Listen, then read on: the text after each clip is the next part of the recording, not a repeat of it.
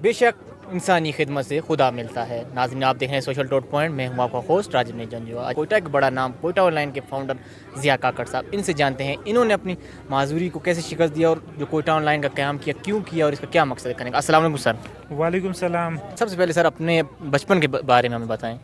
جی میں 3 سال کا تھا تو مجھے پولیو ہوا تھا, اور اس پولیو کی لڑائی کے ساتھ مجھے زندگی نے بہت چیزیں سکھانا شروع کر دی. جب 3 سال کا پولیو ہوا تو دوبارہ جس طرح بچہ بیڈ پہ جاتا ہے, پھر کرالنگ پہ آتا ہے, پھر واکر پہ آتا ہے, تو اس واکر کے ساتھ جو میرا لائف تھا وہاں سے میں سیکھتا گیا بیریئر. پھر ایک دن اس واکر کے بغیر چلنے کی میں نے کوشش کی, اور اس کوشش میں 27 دفعہ گرا. تو 27ویں کے بعد جب 28ویں قدم پہ میں نے ایک قدم اٹھایا تو پھر میں نے احساس مجھے ہوا کہ انسان اگر کوشش کرے تو زندگی میں سب کچھ کر سکتا ہے. پھر میں نے اپنی تعلیم بھی جاری رکھی عام بچوں کے ساتھ مسلم باغ میں, جہاں پہ انکلوژن کا کوئی نام ہی نہیں تھا. بچے تنگ کرتے تھے, ڈسیبل بولتے تھے, لیکن گھر سے سپورٹ تھا, دوستوں سے. پھر یہ تعلیم میٹرک کیا, FSC سائنس کالج سے کیا, پھر بیچلر کیا. پھر میں عام لڑکوں کے ساتھ کرکٹ کھیلنے لگا, پھر میں ان کا کیپٹن بنا.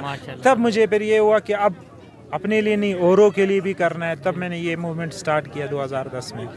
سر اس کا قیام کا مقصد کیا تھا, بنانے کا مقصد کیا تھا؟ 2010 میں نے اس کوئٹہ آن لائن والنٹیئرز کے نام سے ایک فیس بک پہ گروپ بنایا. اس کا مقصد یہ تھا کہ 2010 اگر آپ کو یاد ہو تو ان دنوں میں اگر آپ آج بھی گوگل میں آپ 2010 لکھے تو بلڈ,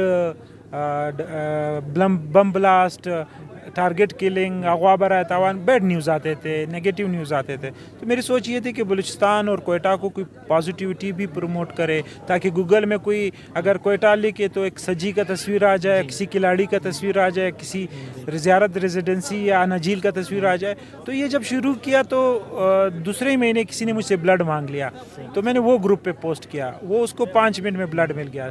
تب مجھے احساس ہوا کہ یہ بہت بڑا اچھا پلیٹ فارم بن سکتا ہے اور اس سے ہم مزید اچھے کام کر سکتے ہیں. تو پھر یہ کارواں 14 اگست 2010 سے سٹارٹ ہے, آج تک شروع ہے. الحمدللہ بہت سارے ایریاز میں ہم لوگ کام کر رہے ہیں. اچھا سر, ان 13 سالہ سفر میں کون کون سے گول اچیو کیے ہیں؟ یار 13 سال کے سفر میں سب سے بڑا گول تو یہ اچیو کیا ہے کہ ایک سلوگن تھا how to use social media for positive Pakistan لیا. اس کے علاوہ ریگولر ابھی بھی بلڈ ڈونیشن چل رہے ہیں. ہماری کوششوں سے ریجنل بلڈ سینٹر ایکٹیو ہوا جو RBC کے نام سے چل رہا ہے. 2017 میں ڈسیبلٹی ایکٹ پاس کرایا, کینسر ہاسپٹل کا ایک مہم چلایا جو الحمدللہ وہ پرسن ود ڈسیبلٹی کے لیے ایک نئی دنیا بنائی ہے. وہ درخت لگا رہے ہیں ہمارے ساتھ, وہ بلڈ دے رہے ہیں, وہ راشن ڈسٹریبیوٹ کر رہے ہیں, وہ ویل چیئر ڈسٹریبیوٹ کر رہے ہیں. وہ لیڈ کرلیٹی ہے جو آج معاشرے میں ایک پازیٹیو رول ادا کر رہے ہیں. سر ان 13 سال سفر مشکلات کا سامنا کرنا پڑا, کون کون سی مشکلات کرنا؟ یار مشکلات تو آج بھی ہے.